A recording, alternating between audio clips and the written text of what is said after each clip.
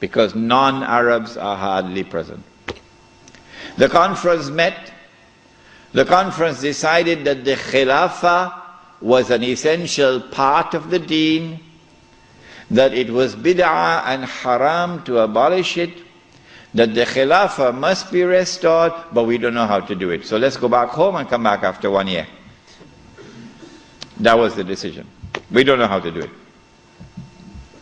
But in Mecca, you had the most successful representation of the entire world of Islam, because Britain really went to work on it. This conference is now convened, but strangely for the Wahhabi movement.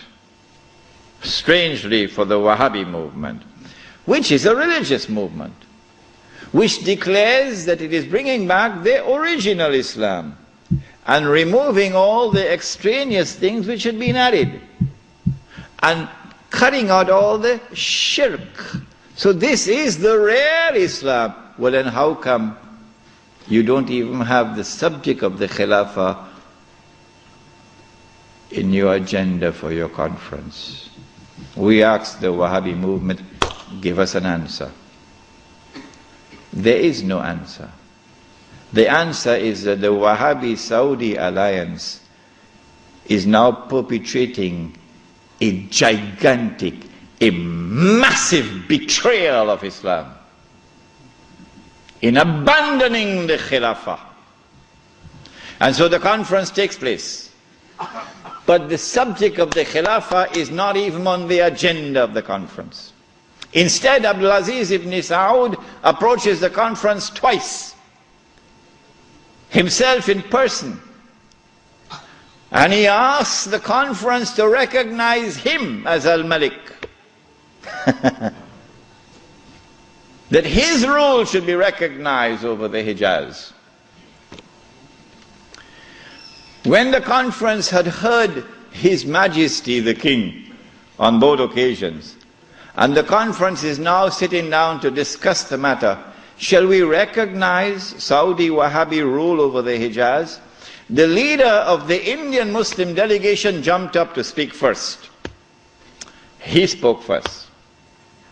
His name was Maulana Muhammad Ali Jawhar. He got up and he told the king, get lost.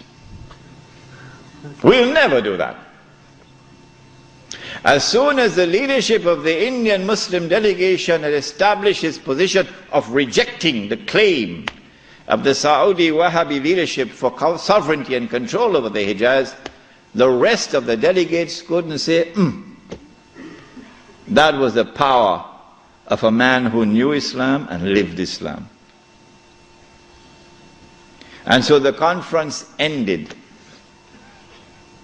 without giving to the Saudi Wahhabi rule over the Hijaz recognition. They decided that they'll meet every year, but that was the last time they ever met. This then was the response of the world of Islam to the abolition of the Khilafah. In 1930, I think, or 31, Hajj Amin al-Hussein in Jerusalem felt that the ominous advance of the Jews in the Holy Land required a response from the world of Islam. So he sought to reconvene the conference in Jerusalem. But it was a new conference. It gave it a new name in 1930 or 31. They call it the Al-Aqsa Conference, or the Mu'tamar al-Am. And this conference also met in 1930-31, but you're meeting to establish Darul Islam in a territory which is under British rule. Nothing could be more foolish than that. How can you restore Darul Islam when you're meeting in a territory which is under British rule? And you have to get permission from the British government to hold your conference. So the conference ended without being able to do anything about it. Since then to this day, there has been no effort, no significant effort on the part of the world of Islam to restore the Khilafah. Why? Simple. Because you cannot restore the Khilafah unless and until you can liberate the Hijaz, Makkah and Medina. You can't do that when the Hijaz, the security of the Hijaz is underwritten by Uncle Sam? What is the replacement of the Khilafah? Around the world, beginning with the secular Republic of Turkey, and then an Iran which resembles a Shia republic but essentially is a secular republic, and then the secular Republic of Pakistan, which of course has now become the American Republic of Pakistan. And then in 1933, the Republic of Saudi Arabia, but they're parading as a monarchy, but it's actually a secular state, because it has all the trappings of a secular state. A secular state has territorial sovereignty. The state of Saudi Arabia has territorial sovereignty. A secular state has citizenship. Once upon a time when I went to Mecca, I was Muslim. And the only difference between me and my fellow Muslim who was resident in Mecca was that I was Musafir and he was Sakin. Other than that, we're the same. But now, I am a foreigner. If this is not bid'ah, I should change my name. I am now a foreign national. And they are Saudis. And all the oil that Dajjal discovered underneath the soil belongs to them. They own it. So what about Abdulaziz ibn Saud's proclamation that this entire land belongs to the world of Islam? That's forgotten. That's why they hate me for reminding you of these things. The entire world is now embraced, the entire world of Islam is now embraced by the modern secular state. Now let me say to you before I leave Australia, any Muslim, whenever I talk on two subjects, a lot of people now begin to behave strangely towards me. But while it pains my heart, it will not change me, because I do not teach Islam to please people. I try to do it to please my Lord. When I talk on the subject of riba, some people begin to hate me. Yeah, it doesn't matter. When I talk on this subject also, when a Muslim pledges his allegiance to the modern secular state and to its constitution, which declares that Allah is no longer Al-Malik, no longer Al-Akbar, no longer Al-Hakam. The state is now Al-Malik, Al-Akbar and Al-Hakam. And the state can make halal what Allah made haram. When a Muslim pledges his allegiance, and you've got to do that to get citizenship. Oh yeah. Can't get a US passport without pledging allegiance. When you do that, you commit shirk.